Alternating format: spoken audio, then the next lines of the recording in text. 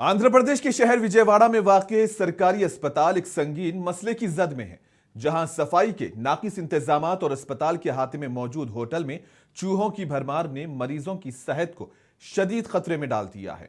जराये के मुताबिक अस्पताल के किचन और खाने पीने के मुकामात पर चूहे बेखौफ घूमते दिखाई देते हैं, जिसके बायस मरीजों को फराहम किया जाने वाला खाना आलूदा होने का खदशा बढ़ गया है। इस तशवीशनाक सूरत हाल में न सिर्फ मरीज बल्कि उनके साथ आने वाले तीमारदार और अटेंडर्स भी मुख्तलिफ बीमारियों में मुब्तला होने के खतरे से दो चार हैं। मुकामी अफराद और मरीजों के अहले खाना का कहना है कि अस्पताल इंतजामिया की लापरवाही हद से तजावुज कर चुकी है। सफाई का मुनासिब इंतजाम न होने की वजह से अस्पताल, जो शिफा का मरकज होना चाहिए, खुद बीमारियों का गढ़ बनता जा रहा है। सवाल यह पैदा होता है कि अगर किसी मरीज या तीमारदार की सेहत को नुकसान पहुंचता है तो इसका जिम्मेदार कौन होगा?